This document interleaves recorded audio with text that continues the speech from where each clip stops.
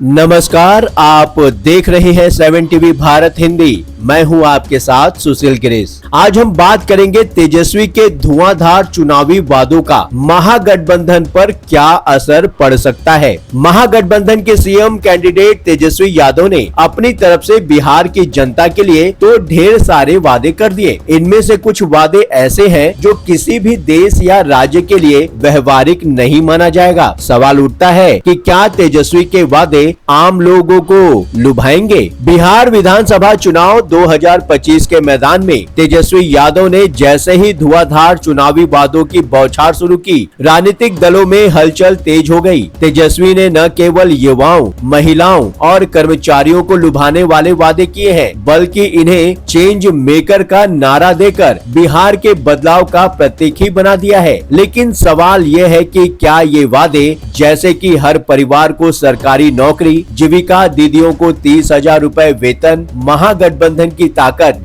बन पाएंगे। देखने में तो ये वादे न केवल आकर्षक लगते हैं, बल्कि बिहार की बेरोजगारी, जो कि लगभग 15% के आसपास है, और पलायन जैसी समस्याओं को सीधे निशाने पर ले लेते हैं। फिर भी इनकी व्यवहारिकता, वित्तीय बोझ और विपक्ष के हमलों ने इन्हें जोखिम भरा बना दिया है। तेजस्वी यादव ने अपनी यात्राओं और प्रेस कॉन्फ्रेंस के जरिए एक के बाद एक वादे किए, जो मुख्यतः रोजगार, महिला सशक्तिकरण और सामाजिक न्याय पर केंद्रित है। इनमें से सबसे प्रमुख वादा है राज्य के हर परिवार को एक सरकारी नौकरी। तेजस्वी ने दावा किया है कि महागठबंधन की सरकार बनते ही 20 महीनों के भीतर बिहार के हर परिवार यानी कि 2.97 करोड़ लोगों को कम से कम एक सरकारी नौकरी दी जाएगी। इसके साथ ही जीविका दीदियों को स्थायी नौकरी और 30,000 वेतन का वादा भी महत्वपूर्ण है। इस वादे के अनुसार बिहार की लगभग 2 लाख जीविका दीदियों, जो कि महिला स्वयं सहायता समूहों की सदस्य हैं, को सरकारी कर्मचारी का दर्जा दिया जाना है। इसके साथ ही राज्य के सभी संविदा कॉन्ट्रैक्ट कर्मचारियों, जो संख्या लाखों में है, को स्थायी नौकरी का वादा पूरा करना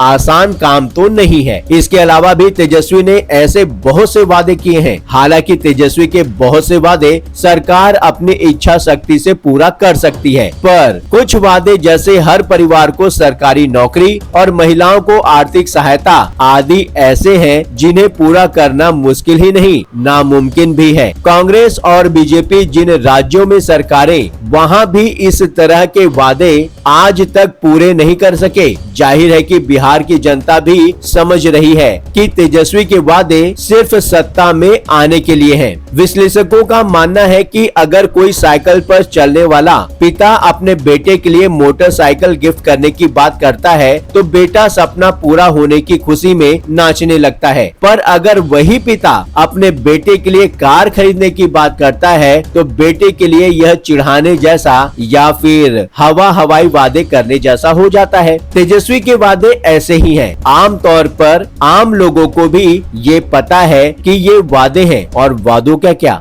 भाजपा और जेडीयू पहले से ही तेजस्वी के घोषणाओं को हवाई सपने बताने में जुट गए हैं। जनता को यह संदेश देने की कोशिश की जा रही है कि तेजस्वी बाबू की आर्थिक समझ थोड़ी कमजोर है और उनके वादे बिहार को दिवालिया बना सकते हैं। भाजपा की ओर से बार बार यह बात कहा जा रहा है कि तेजस्वी यादव नौकरियों की बात करते हैं, पर बताएं पैसा कहां से आएगा। नीतीश कुमार भी तंज कसते हैं, ये वादे करना तो आसान है, निभाना मुश्किल। जाहिर है कि इन बयानों के जरिए भाजपा जेडीयू गठबंधन तेजस्वी की छवि एक गैर जिम्मेदार सपने बेचने वाले नेता के रूप में गढ़ना चाहते हैं। अगर जनता को ये बात समझ में आ जाती है कि ये लोग वोट तो ले लेंगे, लेकिन ये वादे पूरे तो नहीं कर पाएंगे, तो यह महागठबंधन के लिए उल्टा पड़ जाएगा। तेजस्वी यादव अगर अपने वादों को महागठबंधन की ताकत बनाना चाहते हैं, तो उन्हें वादे नहीं बल्कि योजनाएं पेश करनी चाहिए। उदाहरण के लिए उन्होंने नौकरियों की बात करते समय यह बताना चाहिए था कि इसे कैसे क्रियान्वित किया जाएगा। हालात तो अब यह है कि महागठबंधन के नेता पत्रकारों को जवाब नहीं दे पा रहे हैं। कांग्रेस नेता कन्हैया कुमार जैसा हाजिर जवाब भी इस मुद्दे पर बगले झांकने लगते हैं। जब उनसे हर परिवार को सरकारी नौकरी देने के विषय में तेजस्वी के वादे के बारे में पूछा गया तो वो ठीक से जवाब नहीं दे सके। उनके विरोधी ने उनके जवाब का रील बनाकर उनका खूब मजाक उड़ाया। जाहिर है कि हर परिवार को सरकारी नौकरी देने का मतलब कम से कम 2 करोड़ सरकारी नौकरियां देना, जो सरकार अगले 20 सालों में नहीं कर सकती है। तेजस्वी उसे 20 महीने में ही अपना वादा पूरा करने की बात करते हैं। जाहिर है कि जब तक वादों को ठोस नीति में नहीं बदला जाएगा, वे केवल भाषणों की सजावट बने रहेंगे। महागठबंधन को चाहिए था कि वह अपने घोषणा पत्र को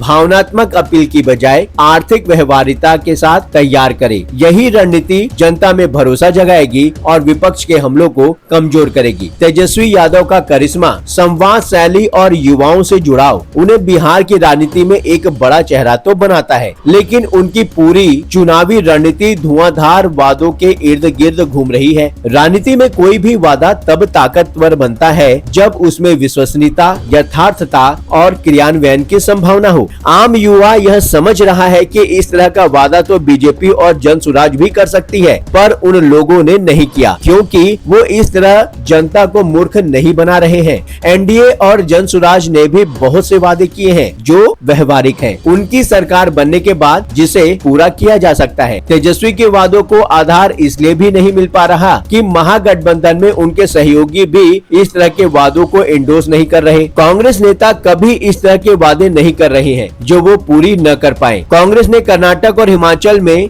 ओल्ड पेंशन स्कीम बहाली की बात की थी, पर क्या हुआ? आज तक वो पूरा नहीं हो सका। तेजस्वी यादव के वर्तमान वादों में उत्साह तो है, पर ठोस नीति और वित्तीय रूपरेखा उसका अभाव है। यही अभाव भाजपा जेडीयू के लिए हमला बोलने का सबसे आसान रास्ता खोल देता है। तेजस्वी यादव 2015 से लेकर 2017 में उप मुख्यमंत्री थे। तब उनके अधीन जो विभाग थे वो सड़क और भवन निर्माण का काम था। उसमें भी कई विवाद हुए, उन पर भ्रष्टाचार के आरोप लगे, भले ही अभी अदालत में साबित न हुए हो, पर भाजपा जेडीयू इन मामलों को बार बार उछालते हैं। ऐसे में जब वे कहते हैं कि हम युवाओं को नौकरी देंगे, तो विपक्ष तुरंत पूछता है क्या उसी तरीके से जैसे लालू राबड़ी राज में दिया जाता था? यह व्यंग जनता के मन में प्रशासनिक अक्षमता का भाव जगाता है। इस विषय पर आप कुछ कहना चाहते हैं? नीचे कमेंट बॉक्स में लिखकर जरूर बताएं। इस चैनल को सब्सक्राइब करें, वीडियो पसंद आया हो तो वीडियो को लाइक करें। लगातार खबरों के लिए बने रहिए 7 टीवी भारत के साथ।